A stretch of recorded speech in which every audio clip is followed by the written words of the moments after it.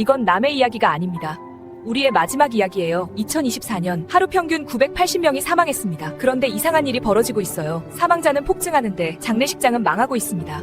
왜일까요? 죽음으로 돈을 버는 게 아니라 조문객으로 돈을 버는 구조이기 하루 평균 980명이 죽습니다. 대한민국에서요. 매일 쉬지 않고 980명씩. 그런데 장례식장은 문을 닫고 있어요. 줄줄이. 이상하지 않나요? 사람이 더 많이 죽는데 장례식장이 망한다고요? 오늘 이 영상 안 보시면 여러분이 부모님 장례를 치르실 때 충격받으실 겁니다. 왜 이렇게 비싸요? 왜 자리가 없어요? 왜 이렇게 허무해요? 그 질문들 오늘 전부 답해드릴게요. 여러분, 혹시 장례식장 가본 지 얼마나 되셨어요? 최근에 가보신 분들은 느끼셨을 거예요. 뭔가 달라졌다는 거. 예전엔 빈소마다 사람이 북적였거든요. 조문객들, 친척들, 회사 동료들까지. 근데 요즘 텅텅 비어 있어요.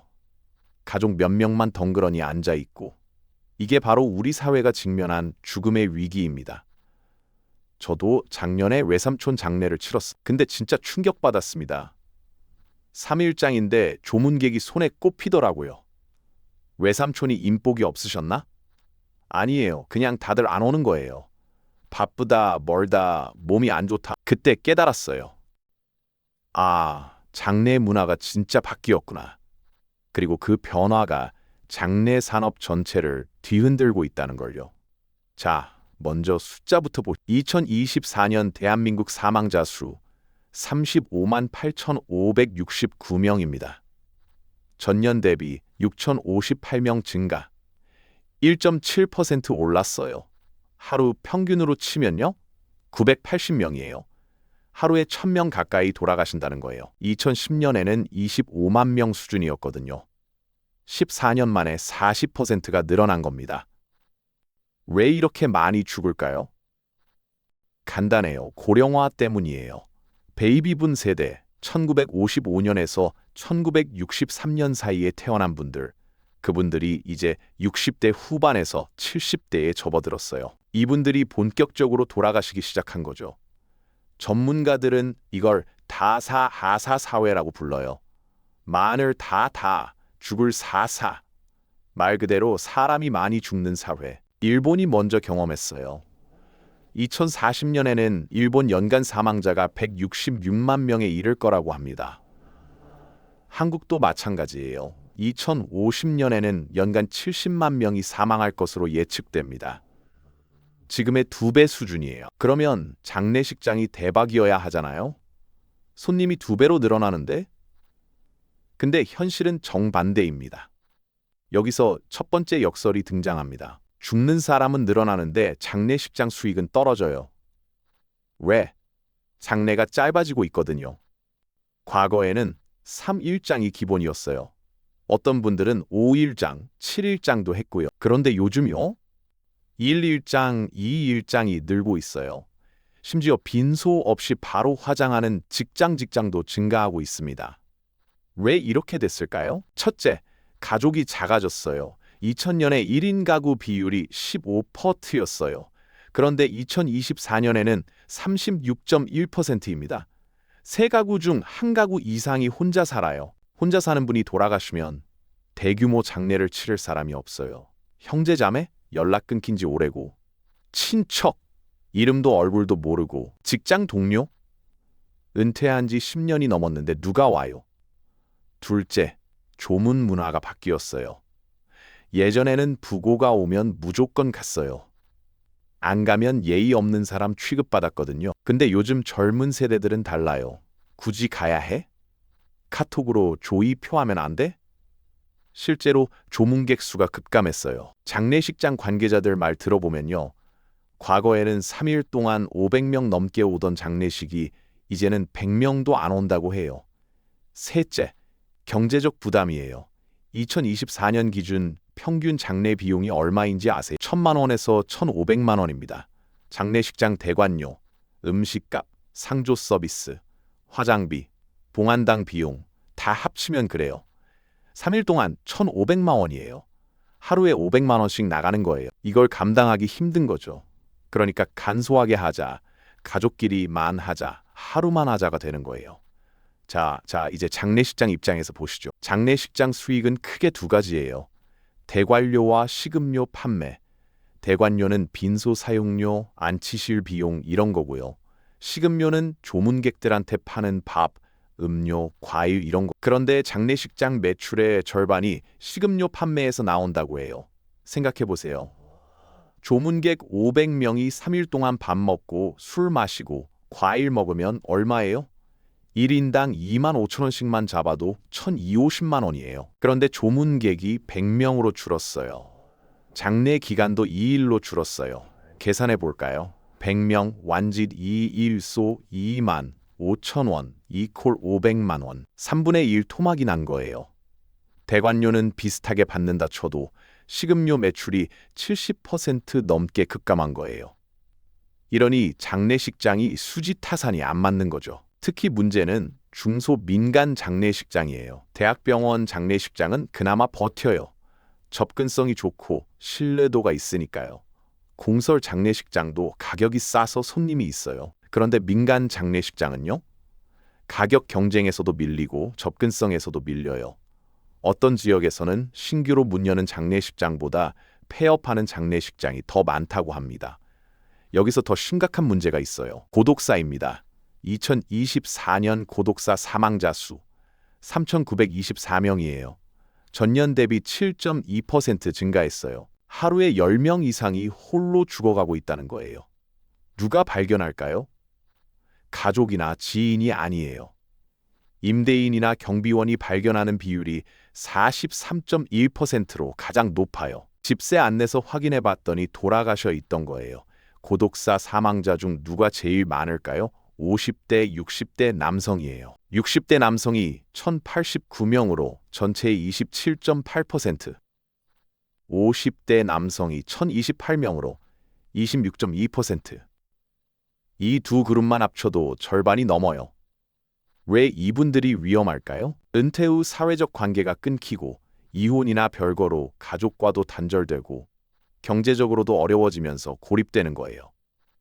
고독사 하신 분들의 장례는 어떻게 될까요? 가족이 없거나 연락이 안 되면 무연고 사망으로 처리돼요. 지방자치단체에서 화장하고 끝이에요. 2024년 무연고 사망자 연간 3,000명을 넘었습니다. 빈소도 없이 조문객도 없이 그냥 화장장에서 연기로 사라지는 거예요. 이런 장례에서 장례식장이 돈을 벌 수 있을까요? 없죠. 그러면 상조회사들은 어떻게 대응하고 있을까요? 재밌는 현상이 벌어지고 있어요. 상조회사들이 장례를 벌이고 무슨 말이냐고요? 상조업계 선수금 규모가 2025년 3월 기준 10조 3,348억 원을 돌파했어요. 10조 시대가 열린 거예요. 역대 최고치. 그런데 이 돈이 다 장례로 쓰일까요? 아니에요. 교원 라이프 같은 대형 상조사 이야기 들어보세요. 상조 납입금을 라이프케어 서비스로 전환해서 이용한 고객 중 58%가 뭘 선택했게요? 여행이에요. 크루즈 여행, 호텔 패키지 이런 거. 상조 가입했는데 장례 대신 여행 간다고요? 네, 그게 요즘 트렌드예요. 보람상조는 삼성전자 TV랑 결합 상품을 내놨어요. 상조 가입하면 가전제품 주는 거예요. TY라이프는 반려동물 장례 헬스케어 서비스, 심지어 여행 브랜드까지 론칭했어요. 왜 이렇게 됐을까? 장례만으로는 돈이 안 되니까요. 장례 수요는 늘어나지만 건당 매출은 줄어들어요. 간소화 장례, 일일장, 가족장 이런 게 늘어나니까 수익이 안 나오는 거예요. 그러니까 우리는 장례 회사가 아니라 라이프케어 회사입니다. 로로 방향을 튼 거죠. 장례 산업의 아이러니예요. 장례 회사들이 장례에서 도망치고 있다는 거. 일본을 보면 우리의 미래가 보여요. 일본은 우리보다 먼저 다사사회에 진입했어요. 2024년 일본에서 장례업체 52곳이 파산, 휴업, 해산했어요. 2000년 통계 집계 이래 최고 수준이에요. 사람은 더 많이 죽는데 장례업체는 더 많이 망하는 거예요. 왜 인력난이에요. 일본 장의사 화장 작업원의 구인 배율이 7.6이에요. 일자리 하나에 7.6개의 빈자리가 있다는 거예요. 사람이 안 온다는 거죠. 왜 안 올까요? 심야 근무, 주말 근무 기본이고 시신 다루는 정서적 부담, 낮은 임금, 젊은 사람들이 기피하는 직종이 된 거예요. 그 결과 도쿄에서는 화장까지 2주를 기다려야 하는 사례도 있어요. 아버지가 돌아가셨는데 2주 동안 안치해야 된다고요? 일본에서도 간소화 장례가 대세예요. 가족장 비율이 60%를 넘었어요. 직장 일하고 장례식 없이 바로 화장하는 것도 늘고 있어요. 비용이 가장 저렴한 직장은 15만 엔, 약 150만 원 정도면 끝나요. 근데 고인과 작별하는 시간이 화장 직전 몇 분뿐이에요. 슬퍼할 시간도 없이 보내는 거예요. 이게 우리의 미래가 될 수 있어요. 서울이나 대도시는 그나마 나아요. 진짜 심각한 건 지방이에요. 인구 절벽과 지방 소멸이 현실화되면서요. 어떤 지역은 죽을 사람조차 없어요.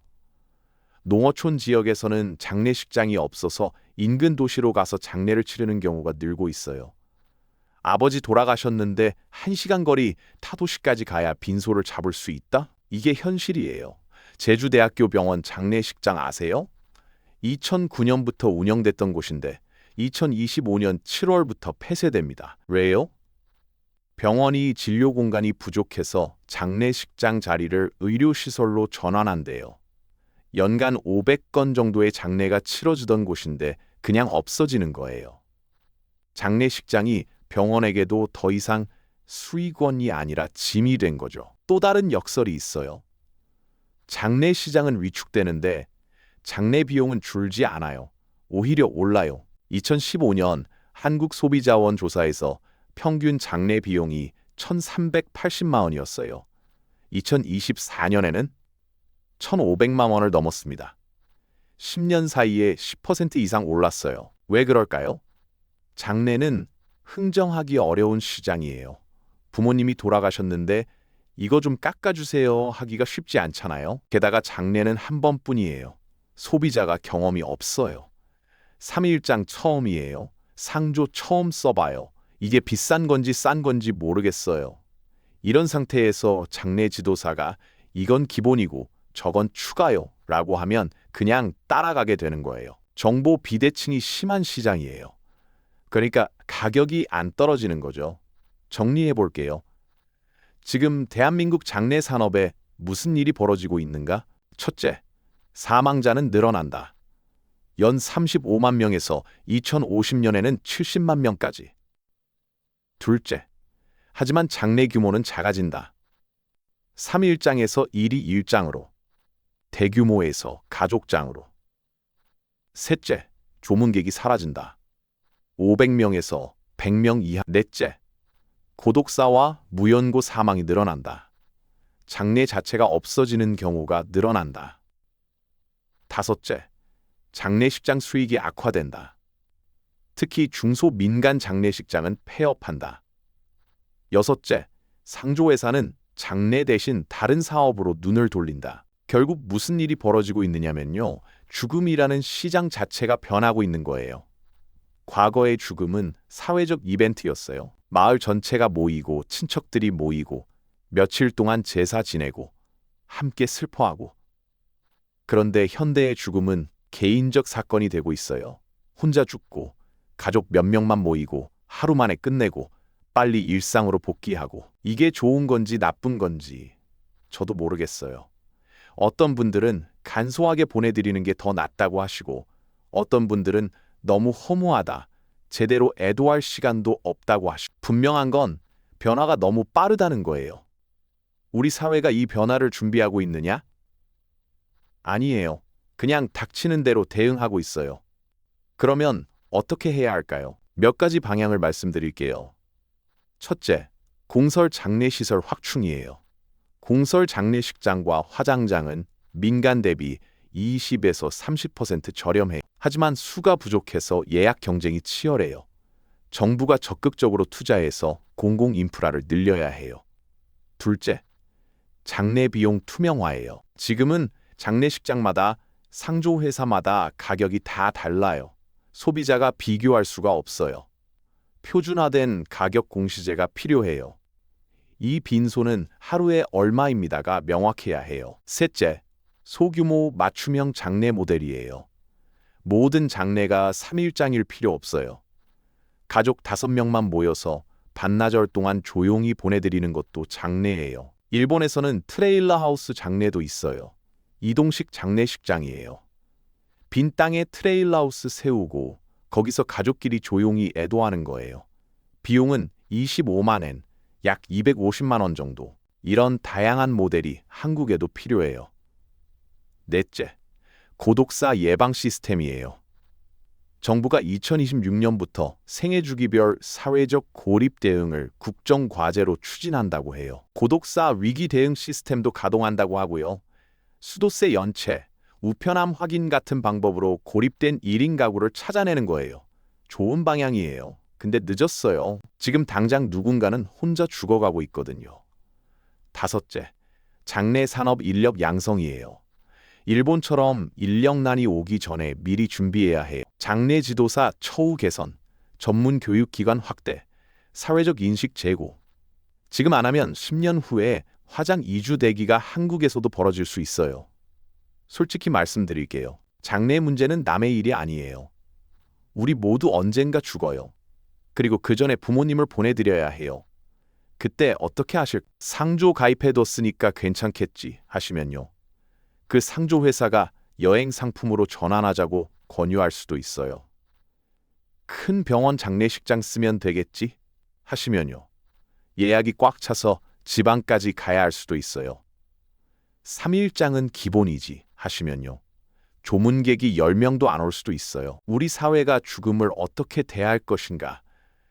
이건 정책의 문제이기도 하지만 문화의 문제이기도 해요. 과거로 돌아갈 수는 없어요. 3일장 하던 시절, 마을 전체가 모이던 시절로. 그렇다고 죽음을 그냥 처리해버리는 것도 아닌 것 같아요. 어딘가 중간 지점이 있어야 해요. 품격 있게, 하지만 부담 없이. 존엄하게, 하지만 효율적으로. 그 답을 찾아가는 게 우리 세대의 숙제예요. 오늘 영상 좀 무거웠죠? 죽음 이야기니까요. 하지만 외면할 수 없는 현실이에요. 대한민국은 지금 다사 사회로 진입하고 있어요. 사망자는 급증하는데 장례 문화와 산업은 그 변화를 따라가지 못하고 있어. 장례식장은 문을 닫고, 상조 회사는 여행 상품을 팔고, 고독사는 늘어나고. 이게 우리 앞에 놓인 현실입니다. 여러분, 이 문제에 대해 어떻게 생각하세요? 부모님 장례 어떻게 치르실 계획이세요? 나중에 본인 장례는요? 한 번쯤 가족과 이야기 나눠보시면 좋겠어요. 나는 이렇게 보내줬으면 좋겠어. 이건 꼭 해줬으면 좋겠고, 이건 안 해도 돼.